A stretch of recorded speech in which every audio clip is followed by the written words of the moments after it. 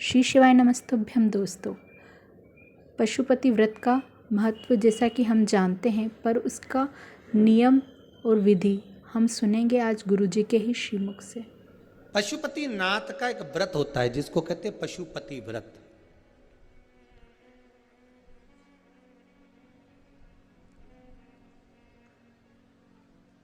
आजकल लोगों ने शिव महापुराण की कथा में से देख देख कर खुद की आईडी पर खूब सारे पशुपति व्रत बना बना के डाल दिए कि ऐसा करो वैसा करो, फिर उद्यापन भी ऐसा करो। पहली बात अच्छे से ध्यान में कर लेना कि पशुपति व्रत में कुछ नहीं करना है आपको, ज़्यादा ढोंग प्रपंच कुछ नहीं करना। सवेरे के समय पर थाली लेकर जाओ, शंकर भगवान का पूजन कर करो, अभिषेक पूजन करो। सारा पूजन करने के बाद थाली वापस लेकर आ जाओ। उसी थाली को शाम के समय लेकर जाओ। शाम को फिर थोड़ा सा बाबा को समर्पित करने के लिए कुछ मीठे का प्रसाद, जिसके 3 हिस्से हो जाएं। 6 दिए घी के बाबा को समर्पित करने के लिए लेकर जाएं। भगवान को बेलपत्र समर्पित करने के लिए लेकर जाएं। प्रेम से बाबा का स्नान पूजन सब कराकर शाम के समय प्रदोष काल में, प्रदोष समय में कर कर प्रसाद जो बनाकर ले गए हो उसके 3 हिस्से कर लो। 2 हिस्से मंदिर के अंदर ही रख देना है, 1 हिस्सा अपनी थाली में वापस लेकर आना। 1 दिया लेकर आना, उसको वहां से जलाकर नहीं लाना। 5 दिए मंदिर में जला दीजिए। जब दीप 5 पंचानंद भगवान शिव के लिए समर्पित कर रहे हो तो 5 दिए जलाते समय पहले दिन ही अपनी कामना कर लेना कि मैं इस कामना से पशुपति व्रत कर रही हूं। बाबा आप इसे स्वीकार करना। पशुपति व्रत जिस मंदिर पे पहला व्रत होता है उसी मंदिर पर 5 व्रत होते हैं, मंदिर नहीं बदला जाता। अगर मायके जाना है तो वापिस आकर करो, पर पशुपति व्रत ये नहीं कि मैं मायके में 1 कर लूंगी या वहां जाकर 1 कर लूंगी, ऐसा नहीं होता।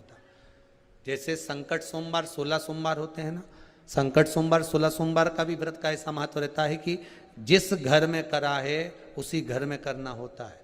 ये नहीं कि किराए के मकान में रह रही हूं तो मैंने किराए का मकान बदल लिया है, अब बदला मकान में पहुंच गई तो 1 व्रत वहां कर लूंगी। नहीं नहीं, उद्यापन तक उस मकान में तुम्हें रहना पड़ेगा जिस मकान में तुम रह रहे हो।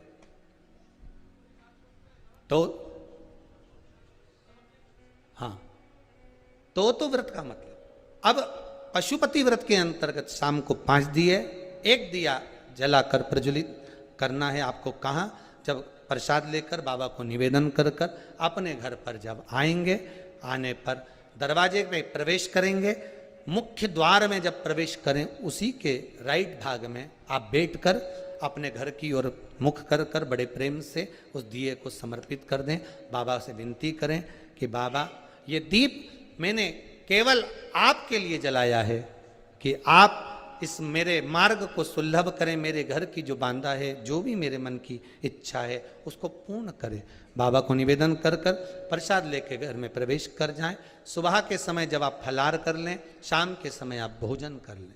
भोजन कब करना? जब 1 भाग प्रसाद का लाएंगे, उस प्रसाद में से किसी को नहीं देंगे। वो प्रसाद पहले आपको खाना है, उसके बाद भोजन ग्रहण करना है। नमक दोनों समय खाओ, कोई मना नहीं। फलाहार में भी खा लीजिए, शाम को भी खा लीजिए, कोई चीज की मना नहीं। बस बाबा का स्मरण करो। 5 व्रत पूर्ण हो जाए। 6ठे व्रत में कुछ भी 108 सामग्री लेकर जाओ, चाहे मूंग लेकर जाओ, चाहे चावल लेकर जाओ, चाहे बेलपत्र लेकर जाओ, चाहे 108 मखाने लेकर जाओ, चाहे तुम्हारी मर्जी पड़े जो लेकर जाओ। 108 पुष्प ले जाओ, श्वेत पुष्प ले जाओ, रक्त पुष्प ले जाओ, जो तुम्हारी मर्जी पड़े, पर 108 लेकर जाइए। शाम के समय पर जब आप पूजन कर लें, पुष्प समर्पित कर दें 108, तब एक श्रीफल 11 रुपये बाबा के चरणों को समर्पित कर दें। बाबा आज मेरा व्रत पूर्ण हुआ है, मेरी मनोकामना पूर्ण करना। मुझे विश्वास है 5 व्रत भी पूरे नहीं होंगे, 2 या 3 व्रत में ही बाबा आपका कार्य कर देगा। पर प्रेम से करना, विश्वास रखकर करना, भरोसा रखकर करना, अहंकार नहीं। जितने पशुपति व्रत करो आप, उसमें अभिमान को त्याग दो। शंकर जी के दरवाजे पर जब सुबह जाओ ना तो पहले अहंकार छोड़ कर जाइए। पशुपति व्रत आप जब करें, भगवान शिव को 5 व्रत हैं, बीच में कोई बांधा आ भी जाए उसको छोड़ दो, अगला कर लो।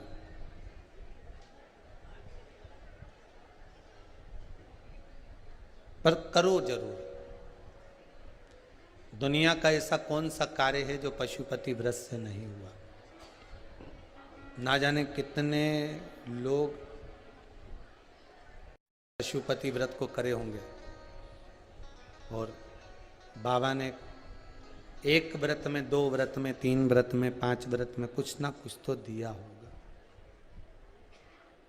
अगर बाबा मान लो तुम्हारी कामना पूर्ण नहीं भी करता तो मन की शांति तो दे ही देता है। हृदय की शांति तो मिल रही है ना। बहुत उस भगवान शिव का नाम पशुपति नाथ पड़ गया। समय